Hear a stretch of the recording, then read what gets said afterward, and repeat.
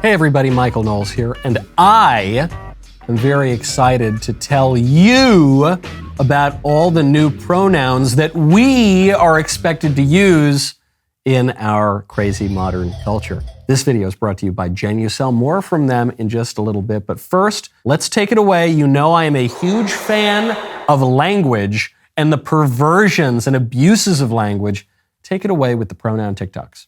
Why do I call myself gay if my pronouns are he, they, and I'm dating a girl? Well...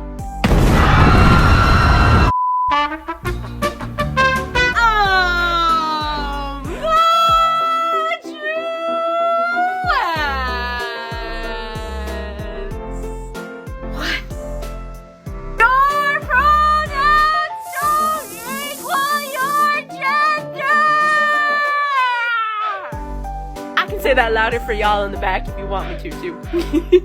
You can identify as any gender you want and use whatever pronouns make you feel most comfortable. Meaning you can identify as a male but use she, her pronouns if that's what you like. I identify as just me. Whatever that is. I'm just me, baby. And I like to use gay as an umbrella term, like how queer people use queer for themselves. Because that's what feels right to me. Duh.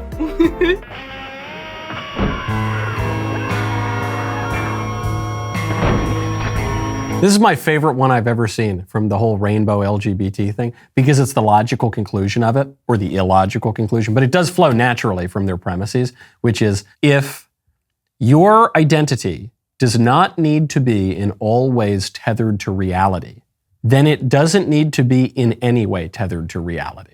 If a man can say, I am not obligated to behave like a man.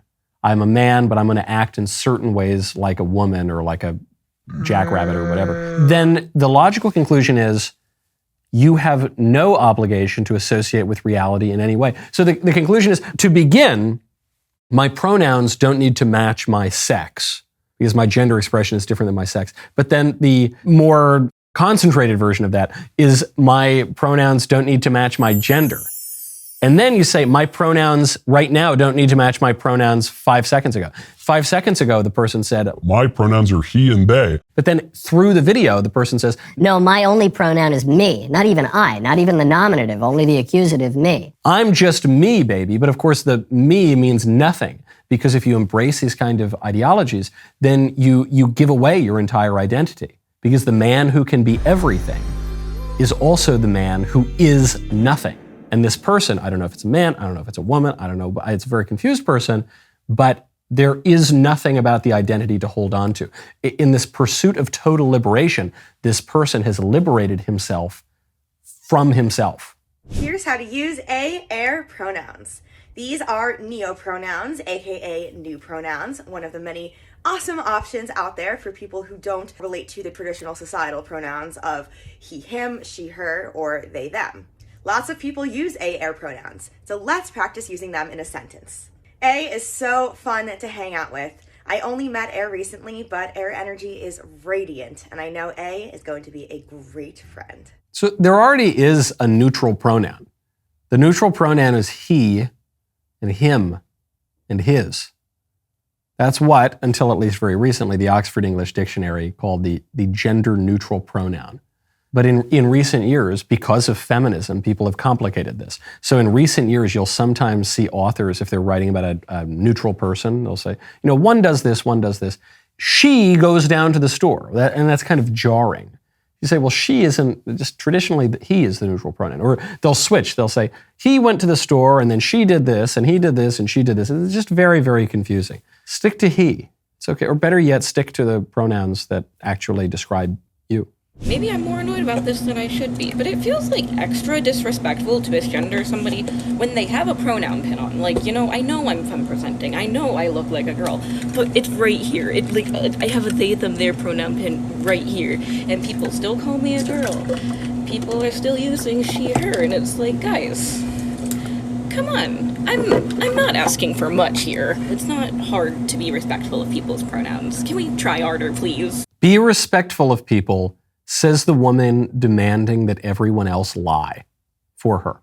Just be respectful of people, she said as she demanded that everyone else in the world said what she wants them to say and lied about their own perceptions of reality and tried to conform the entire universe to her own delusions. Just be respectful. Is it so hard? It's not respectful to. It's not respectful to talk to a person who is schizophrenic and say, hey, what are those voices telling you today? Oh yeah, you probably better listen to them. They've got really wise advice. That's not respectful. You are indulging their delusions, but it's not respectful to do that. It's not respectful to do it to this poor, confused woman. It says they, them. Well, unless she's possessed by demons, which she might well be, they, them would not be an appropriate pronoun. And the they, them would just refer to the demons who should be exorcised out of her person. So in any case, not respectful at all. And I think maybe these very sexually confused people should have a little respect for the rest of us who don't want to be forced to lie all the time to indulge their very destructive delusions. Not a good thing to do, all right? The body and the soul are united. And so we're not just pure soul and we're not just pure body, but when you want your body to look really good, you got to check out Genucel. People are raving about Genucel skincare. Jessica from Huntsville, Alabama says, my skin looks so soft and clear, I have seen a reduced number of fine lines and dark spots. I found a new Lifetime product, absolutely love it. Genucel was born from its founder in a small New Jersey town as a favor to one of his pharmacy customers. Using rare botanical extracts and scientifically researched ingredients, Genucel is uniquely formulated to target all visible signs of aging. Fine lines, wrinkles, dark spots, a sagging jawline, even those puffy under eye bags that I sometimes deal with because my diet consists of cigars, alcohol, and black coffee. The Genucel product you use today uses the same one-of-a-kind proprietary flower base developed by its founder all those years ago. Wonderful, wonderful founder with a great story himself. All Genucel products work for both men and women, plus they're safe for all skin types. You are guaranteed to see immediate results in 12 hours or your money back. I love these guys. Even with a hard case like my under eye bags, Genucel does an absolutely great job. Try Genucel's most popular package for 70% off at Genucel.com/Knowles, Knowles. Join millions of happy customers who have already fallen in love with the results. Plus, for a limited time, get Genucel's probiotic extract infused moisturizer free with every most popular package. Subscribing, get a complimentary bonus box. Genucel.com/Knowles, Genucel.com/Knowles. Let's keep going. I'm glad you asked. Let's talk about it. So tri-gender and the way you identify in it can be very heavily based on your culture and your cultural background. Not very based, if you ask me. For example, I know in Hawaiian culture, there are 3 genders. There's a third gender. I forget what it's called, I'm sorry, but if you happen to be Native Hawaiian, you could identify as that third gender and then man and woman. Or if you happen to be, from Native Hawaiian background and on the other side you have a different background that also has a third gender, you can identify as those 2 non-binary genders. And then take your pick if you want man or woman or not even another non-binary gender. But all in all, it comes from your cultural background. So for me, I come from a very heavy Dutch background and American background. So for me, it's more based on if there's man on one side, woman on the other, and non-binary is somewhere in the middle, and then I take up that whole area, the whole bar there. And I know for a lot of people, non-binary is a completely separate spectrum, and that's just not my experience, but I still think that that's a valid experience to have. The one thing she said that's true is that she comes from a very American culture, from a very extreme leftist part of the American culture, which says that you can be whatever you want, and which purports to have all this deep understanding of all of the indigenous cultures around the world, which she manifestly does not. There's this lie that the transgenderists push that other cultures, indigenous cultures. Find me the culture, by the way, that is not at some point indigenous. Aren't all cultures indigenous at some point in time, at the very least? She says certain indigenous cultures, like the Hawaiians and the this people and the that people, they have this concept of a third gender or the two-spirited gender. And it's just totally bonkers. It's made up. It's not real.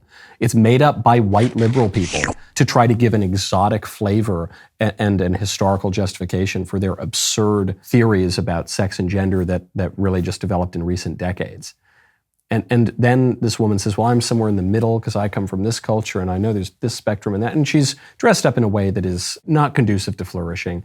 And I don't know about this woman's different psychological difficulties, but it is, in fact, the case that a lot of people who suffer from this sexual confusion are not secretly the opposite sex. They're not even suffering from gender dysphoria primarily, but they're autistic. And I remember I was giving a speech once, and a gal came up to me and she said, hey, Michael, I suffered with the gender confusion for years, and a lot of liberal people in the world told me that I should try to pretend to be a man and I should transition and go through the hormones and all the rest of it. But fortunately, I had a good, solid family, good, solid church that I was a member of, and finally, I was just recently diagnosed with autism. And so when doctors stopped trying to treat my gender dysphoria or my transgenderism or whatever, and started treating the actual issue that I have, which is autism, my problems largely went away because now I'm receiving the proper medical treatment and psychological treatment that I should receive. And I just wonder for people, especially people who have autism or related conditions to autism, who have trouble picking up on social cues, who have difficulty recognizing the way that society functions, especially because man is a social animal. Man is a political animal, and we exist in society with one another. If a lot of the alienation not only from society, but from one's own body and one's own identity, it just comes from those sorts of psychological problems. And so the less that we treat that, the real underlying issue in a lot of cases, the more that we indulge this kind of behavior, and then all of the pathologies just get worse. That's it. Okay, what's my favorite pronoun TikTok? The first one, without any question. The first one was the best by far because it just showed you where this all leads to. It shows you that I, in a conversation, could call myself you, or I could call myself we, or we could call yourself the walrus goo goo gajoob, and it doesn't have to do with sex or gender or identity or this abstraction of the abstraction, gibbledy gobbledy chicken pop pop.